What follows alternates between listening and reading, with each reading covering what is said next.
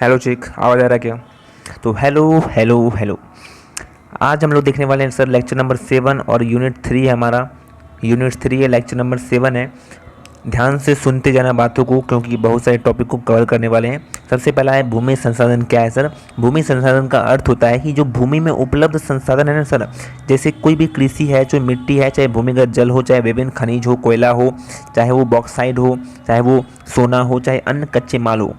यही होता है भूमि का संसाधन। मतलब जो लैंड से निकलता है, जब ज़मीन के अंदर से जो निकलता है, ज़मीन से जुड़ा हुआ बात है सर, ज़मीन से जुड़ी हुई बात है सर, ज़मीन से जुड़ी हुई बातें ना, उसको हम लोग क्या कहते हैं सर, भूमि संसाधन कहते हैं सर। कोई देश जितना अधिक कच्चे माल का पता लगाने और उसका उपयोग करने में सक्षम होता है ना, आप देखोगे कि सर वो देश औद्योगिक उतना ही अधिक होता है, उसका जो औद्योगिक होता है उतना ही अधिक होता है सर। भूमि संसाधन से तात्पर्य शोषण के लिए उपलब्ध भूमि है, जैसे इमारतें हो गया, विकासशील हो गया, टाउनशिप आदि के गैर कृषि भूमि होते हैं। भूमि संसाधन स्वाभाविक रूप से ऐसे वातावरण में पाए जाते हैं जो मानव जाति द्वारा प्राकृतिक रूप से अपेक्षाकृत कम मौजूद होते हैं। तो जो भूमि संसाधन होते हैं वो कम जगह होते हैं, बहुत ही कम जगह होते हैं। अगर हर जगह होने लगे ना सर, तो आज देश करीब नहीं होता है ना। चलिए इंग्लिश में देखते हैं वही चीज़ है। What is land resource. और लैंड रिसोर्स क्या होता है, जो भी चीज़ जो लैंड से जुड़ी हुई है, जैसे जो भी चीज़ है, जो चीज़ लैंड से मिल रही है, ज़मीन के अंदर से मिल रही है, कोयला हो गया, बॉक्साइट हो गया, गोल्ड हो गया, अदर रॉ मटेरियल हो गया, वो सब को हम लोग लैंड रिसोर्स कहते हैं।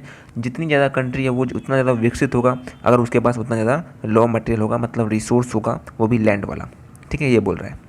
अब बात करते हैं अगला, भूमि उपयोग परिवर्तन किसको कहते हैं। भूमि उपयोग परिवर्तन मतलब होता है लैंड यूज चेंज। मतलब जैसे जैसे बस्ती हो गया, बस्तियों वाणिज्यिक और आर्थिक उपयोग और वानिकी गतिविधियों द्वारा प्राकृतिक परिदृश्य को बदल देता है।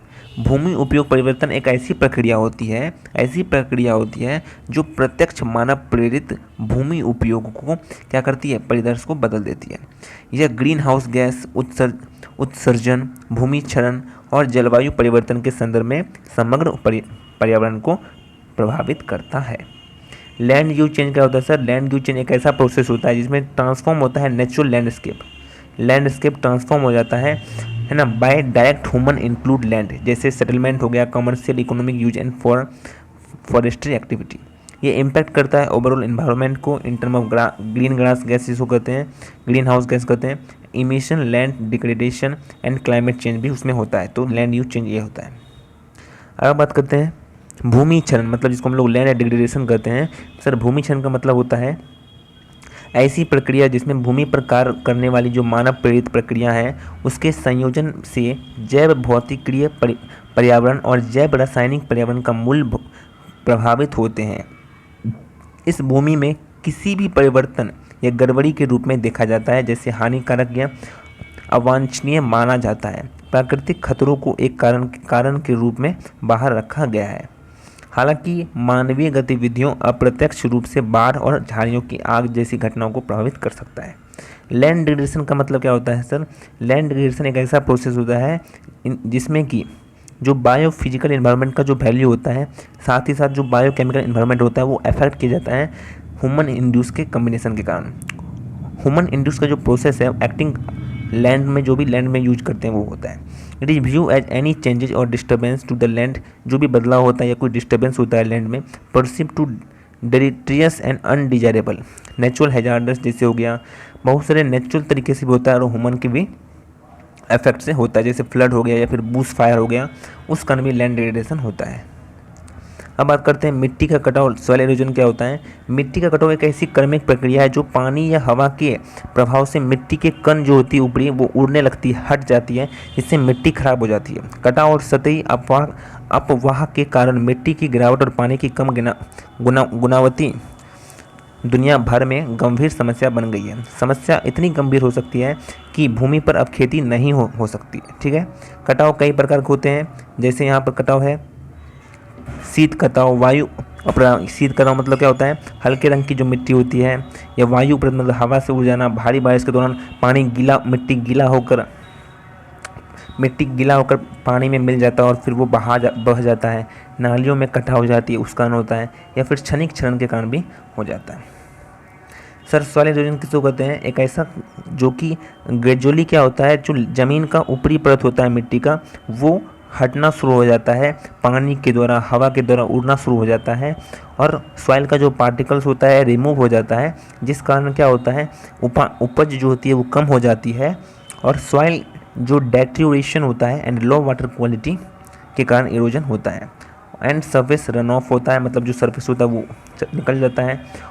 और ये जो प्रॉब्लम है बहुत लंबे समय तक जो नो लॉन्गर भी कल्टिवेटेड, इस प्रॉब्लम के कारण क्या कर सकते हैं, लंबे समय तक खेती नहीं की जा सकती है। ठीक है, तो सॉइल इरोजन मतलब क्या होता है, मिट्टी का कटाव, जो ऊपरी लेयर होता है वो उड़ जाता है, हवा के कारण पानी ज़्यादा अगर पड़ जाता है तो वो पानी से मिक्स होकर वो बह जाता है। तो सॉइल इरोजन मतलब क्या होता है, ऊपरी जो भी उपज होती है, जो मिट्टी उपजाऊ होती है, वो सब क्या हट जाती है। समझ गए? अलग अलग तरीके के इरोजन होते हैं, जैसे सीट इरोजन हो गया, विंड इरोजन हवा के द्वारा, रील इरोजन हैवी रेन के कारण होता है, गली इरोजन मतलब पानी जो गड्ढा बन जाती है नाली की तरह ना, उसमें सब मिक्स होते होते बह जाती है। इम्फिर्मिकल इरोजन, जहाँ पर क्या होता है, एक नेचुरल डिप्रेशन होता है, जहाँ पर जो इसको गली इरोजन कहते हैं, इसमें जो एरिया है वो क्रॉस बाय फार्म इक्विपमेंट बन जाता है, मतलब फार्म का जो इक्विपमेंट होता है उसके कारण भी सॉइल इरोजन होता है। अब बात करते हैं मरुस्थली। सर मरुस्थली क्या होता है, ऐसी भूमि जो बंजर हो चुकी है, जहाँ पर ऐसी भूमि जो बंजर हो चुकी है, जहाँ पर खेती नहीं की जा सकती है, उसको मरुभूमि कहते हैं। ठीक है, मरुभूमि जो ऐसी प्रक्रिया होती है जहाँ पर शुष्क पानी की मात्रा भी नहीं होती है, घास भी मैदान पर नहीं होती है, झाड़ियाँ सूखी सूखी होती है, मतलब रेगिस्तान जैसा होता है, उसे हम लोग कहते हैं, जिसको हम लोग इंग्लिश में डेसर्टिफिकेशन होते हैं। डेसर्टिफिकेशन मतलब क्या होता है, जहाँ का जो लैंड होता है वो बिल्कुल ड्राई होता है, ना तो खेती हो पाती है, वहाँ का क्लाइमेट बहुत रूखा सूखा होता है, ड्रफ होता है, आग लगने का चांस बहुत ज़्यादा होता है। और आज मिलियनों जगह क्या हो रहा है, जो फर्टाइल सोइल है वो इनफर्टाइल होते जा रहा है, साथ ही साथ वो बंजर होते जा रहा है भूमि। ठीक है दोस्तों, ये था टॉपिक आज का। यूनिट 3 का बेहतरीन तरीके से समझें। आप लोग इस सब टॉपिक को लिख लीजिएगा, इसका पीडीएफ मिलेगा आपको टेलीग्राम चैनल पर, लिंक डिस्क्रिप्शन में दिया है, प्लीज़ जाकर पीडीएफ डाउनलोड कर लीजिए। जल्दी से जाइए टेलीग्राम चैनल ज्वाइन कीजिए। Thank you so much.